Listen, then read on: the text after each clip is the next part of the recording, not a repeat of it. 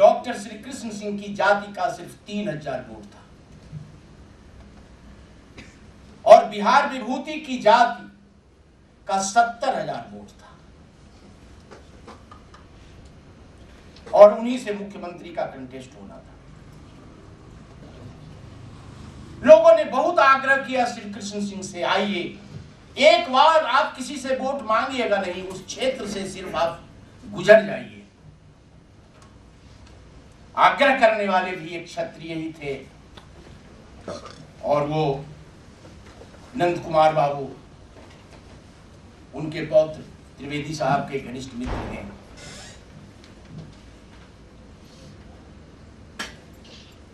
और श्री बाबू ने कहा नॉमिनेशन देने के बाद मैं वोट मांगने भी जाऊंगा। मुंगेर जिला का कौन ऐसा घर है जिस घर के हांडी का भात श्री कृष्ण सिंह ने नहीं खाया?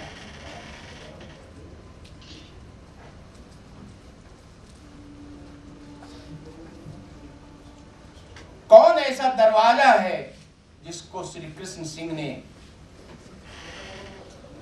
वहां कुछ क्षण नहीं बिताया है? कौन ऐसी पगडंडी है जो श्री कृष्ण सिंह के पैरों से अपरिचित है? फिर भी अगर मुझे वोट मांगना पड़े तो मैं चुनाव जीतने से परहेज रखता हूं। मुझे पद नहीं चाहिए, लेकिन मैं वोट मांगने नहीं जाऊंगा। और उस क्षेत्र से डॉक्टर श्री कृष्ण सिंह विधानसभा का सदस्य बने, बड़े बहुमत से बने और बिहार का मुख्यमंत्री भी बहुत बड़े बहुमत से बने।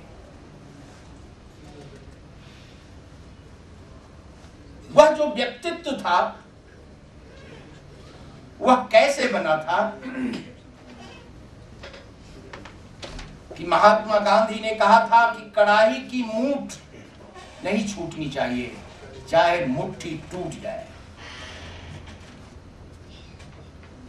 नमक सत्याग्रह में पीठ पर लाठियां बरसती रही, लेकिन नमक के कड़ाही से मुट्ठी नहीं छूटी और उस खौलते हुए नमक को अपने सीने से लगा लिया।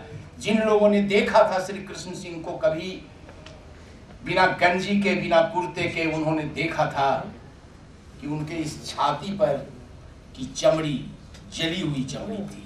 वो चमड़ी जली थी अपने नेता के आदेश पालन के लिए, महात्मा गांधी के आदेश पालन के लिए।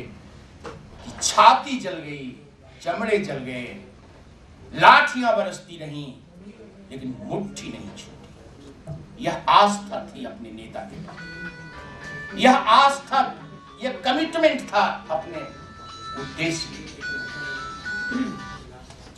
उसी ताकत ने, उसी त्याग ने, उसी तपस्या ने, उसी बलिदान ने डॉक्टर श्री कृष्ण सिंह के व्यक्तित्व का निर्माण किया था। चर्चा बहुत हो सकती है, समय अभाव है, लेकिन आज के दिन मैं आपसे कुछ और अर्ज करना चाहता हूं। भूमिहार ब्राह्मण शब्द सिर्फ 125 साल पुराना शब्द है। 1885 में भूमिहार ब्राह्मण को यह पहचान दी गई।